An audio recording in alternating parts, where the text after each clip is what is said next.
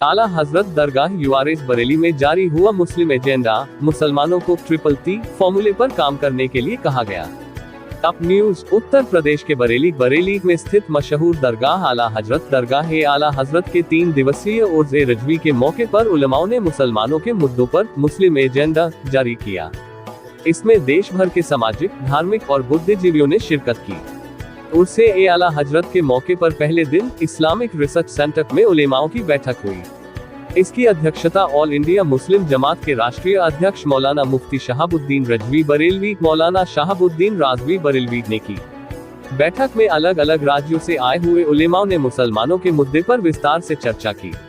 साथ ही मुसलमानों, सरकारों और अलग अलग राजनीतिक पार्टियों के कामों का जायजा लेते हुए एक मुस्लिम एजेंडा भी तैयार किया गया। इसके बाद मौलाना शहाबुद्दीन रजवी बरेलवी ने मुसलमानों को हिदायत की कि शिक्षा, बिजनेस और परिवार पर ध्यान दे और समाज में फैल रही बुराइयों पर रोकथाम करे। उन्होंने कहा कि ट्रिपल के फॉर्मूले पर काम करे, यानी तालीम, तिजारत और तरबियत। यही कामयाबी का अकेला रास्ता है। लड़कियों के लिए अलग से स्कूल और कॉलेज खोले। इस वक्त भारत की राजनीति बहुत खराब हो चुकी है, इसलिए राजनीति में बहुत ज्यादा हिस्सा न लेकर दूरी बनाए, अन्यथा भविष्य में बड़े नुकसान उठाने पड़ेंगे। होम राज्य उत्तर प्रदेश और उत्तराखंड आला हजरत दरगाह यूआरएस बरेली में जारी हुआ मुस्लिम एजेंडा, मुसलमानों को ट्रिपल फॉर्मूले पर काम करने के लिए कहा गया।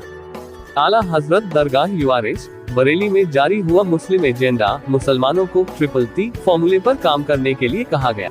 आला हजरत दरगाह यूआरएस न्यूज। मौलाना शहाबुद्दीन रजवी बरेलवी ने मुसलमानों को हिदायत की कि शिक्षा, बिजनेस और परिवार पर ध्यान दे और समाज में फैल रही बुराइयों पर रोकथाम करे। आला हजरत दरगाह यूआरएस बरेली में जारी हुआ मुस्लिम एजेंडा, मुसलमानों को ट्रिपल फॉर्मूले पर काम करने के लिए कहा गया। बरेली में स्थित मशहूर दरगाह आला हजरत दरगाह आला हजरत के 3 दिवसीय उर्स रजवी के मौके पर उलमाओं ने मुसलमानों के मुद्दों पर मुस्लिम एजेंडा जारी किया। इसमें देश भर के सामाजिक, धार्मिक और बुद्धिजीवियों ने शिरकत की।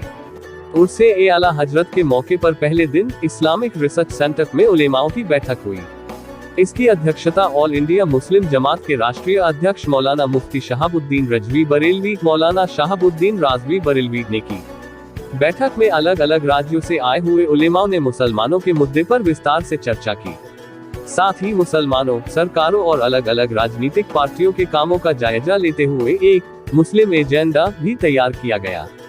इसके बाद मौलाना शहाबुद्दीन रजवी बरेलवी ने मुसलमानों को हिदायत की कि शिक्षा, बिजनेस और परिवार पर ध्यान दे और समाज में फैल रही बुराइयों पर रोकथाम करे। उन्होंने कहा कि ट्रिपल के फॉर्मूले पर काम करे, यानी तालीम, तिजारत और तरबियत। यही कामयाबी का अकेला रास्ता है। लड़कियों के लिए अलग से स्कूल और कॉलेज खोले। इस वक्त भारत की राजनीति बहुत खराब हो चुकी है, इसलिए राजनीति में बहुत ज्यादा हिस्सा न लेकर दूरी बनाए, अन्यथा भविष्य में बड़े नुकसान उठाने पड़ेंगे। मुसलमान हर कुर्बानी देने के लिए तैयार। मौलाना ने केंद्र सरकार और राज्य सरकारों को कड़े शब्दों में कहा कि देश की एकता और अखंडता के लिए मुसलमान हर कुर्बानी देने के लिए तैयार हैं, मगर हिंदू और मुस्लिम के दरमियान नफरत फैलाने वाली राजनीति बर्दाश्त नहीं की जा सकती है। मुसलमानों के साथ नाइंसाफी, जुल्म और ज्यादती को भी ज्यादा दिन तक हम सहन नहीं कर सकते। सरकारों और राजनीतिक पार्टियों को इस पर गंभीरता से काम करना होगा और मुसलमानों के प्रति अपने आचरण में बदलाव लाना होगा। धामी सरकार ने सूफियों के मजार को तोड़ा। रजवी शहाबुद्दीन रजवी ने कहा कि केंद्र की मोदी सरकार ने सबका साथ, सबका विकास और सूफी विचारधारा का नारा दिया था, लेकिन दोनों नारे खोखले साबित हो गए। न मुसलमानों को साथ लिया गया और न ही सूफी विचारधारा को बढ़ाने का काम किया।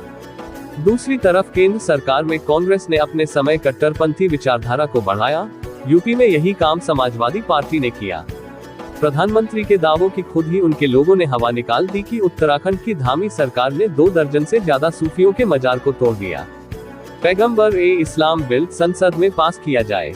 मौलाना बरेलवी ने सरकार और राजनीतिक पार्टियों को चेतावनी देते हुए कहा कि 2024 के लोकसभा चुनाव में पैगंबर इस्लाम बिल संसद में पास किया जाए, ताकि कोई भी व्यक्ति पैगंबर इस्लाम की शान में गुस्ताखी न कर सके।